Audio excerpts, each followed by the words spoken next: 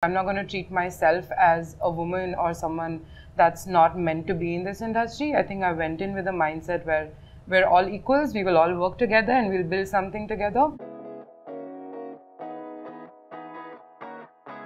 How often have you heard the term fake it till you make it? It's a common phrase we hear from leaders, from mentors, and quite honestly, we've all faked it at some point, right? Maybe you said yes to a job, maybe you pushed for a promotion.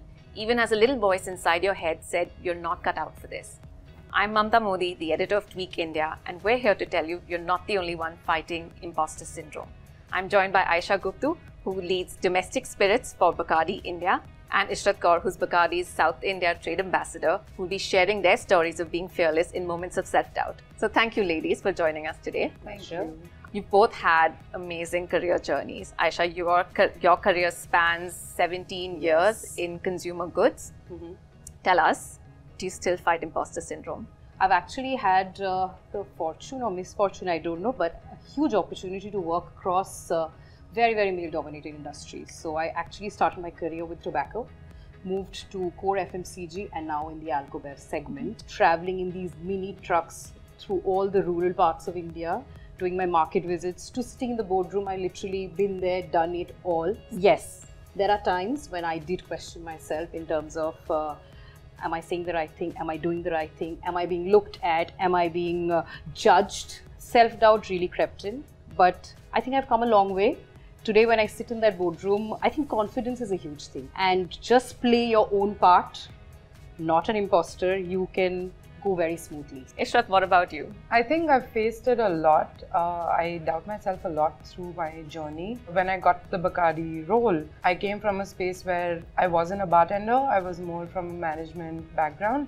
So when I got the job, I was like, wait, but I'm not a bartender. Will I be fit enough to do this job? So I think I still fight that every day, but I know that I come from a lot of experience and knowledge to be able to give that to them. So it's kind of fighting my own mind every day. A KPMG study actually said that 75% of female executives fight imposter syndrome. So it at some point makes you feel that you're not alone who's doing this. Yeah. So what's your advice on a day-to-day basis for women who are dealing with this? So initially when, women were very limited in any job, any industry. Because of that, this is my hypothesis that, we were competing among each other. We had very few supporters within the system. But today we have more women in the industry. There is one thing that I've really learned through the ages is that you have to help each other rise. Yeah. Right. I mean, greatness comes not from the position you're in or not from the gender, but just by pushing each other, helping each other, supporting each other, you can bring an entire future generation up for, facing such circumstances. And that is something I feel that we have come again a long way. And I think I have always, maybe I got lucky, but I've always had really great women bosses that always pulled me up. I think I've always been brought up in a space where women actually brought me up and groomed me to become who I am today. I'm so glad both of you mentioned that it's really important to have peers and mentors who support you. How did you build that crew of women to support you? I think in my entire journey, I've had the fortune of working in organizations where they've been led by very, very strong women, like Indra Nui in my previous organization, and then we have Stephanie right here. They've been leading from the front and they've been huge inspiration for all of us. It also helps the way the company supports women in terms of the kind of things that they're doing. And I remember when I walked into Bacardi and I was speaking to one of my ex-CEOs, and there was no daycare facility at that point of time. And I had a little kid. I was leaving back at home and coming, and I just spoke about it. I said, how is this even happening? Where do I leave my child and come? And my CEO comes to me and says, I'm so glad you brought this up. Can you imagine? I never knew that there could be an issue like that. But today, Bacardi has a full-fledged daycare facility available. We have cabs and cars to pick us up if we are working till late or if we are traveling till late. We have women mentorship programs within the organization. And all these things really, really help to push women more into the company. It's very important to have people at home that support you. And my parents have been very supportive throughout. Not once have they said, you can't work late nights, you can't work in alcohol. I think they quite enjoy the perks that come with my job. That has helped a lot. So Ishrat, you're meeting a lot of people, you're networking at events. What has your experience been breaking into an industry that's male dominated?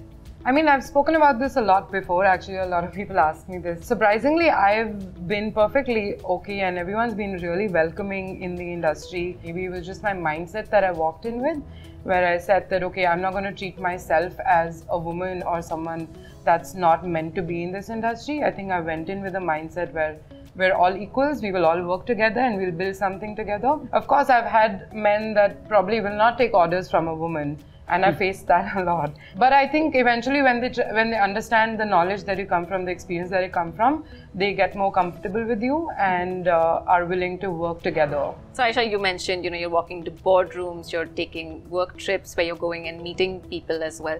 So what helps you give that boost of confidence? So I think there are a few things that I personally feel work very well with women. One is dress well, one is feel confident. I mean, there's nothing that beats it. True. The third thing is just be yourself. You mentioned earlier about having a lot of female role models in your organization, in your previous organization as well. And I think that's really important for a woman who's transitioning from like a middle management role to a leadership role, right? Because when you see someone at a senior position being able to do what you aspire to do, and you can see that she's doing all of it while managing a family, while managing her personal life, you suddenly feel like this is something I can do, right? Yeah. So can you tell me a little bit about the importance of having a strong female leader? Oh, absolutely very important. I mean, like I previously mentioned, Indra Nooyi was my inspiration through my career journey. She has been. And I want to take one of the things that she would actually discuss, that she would push all of us to say that please have a stand. Have a stand, then courage and confidence will do the rest of the work. For me, I've had a couple of inspirations. I mean, Ayaesha is one of them, to be honest. I don't know how she does what she does, managing life at home and at work.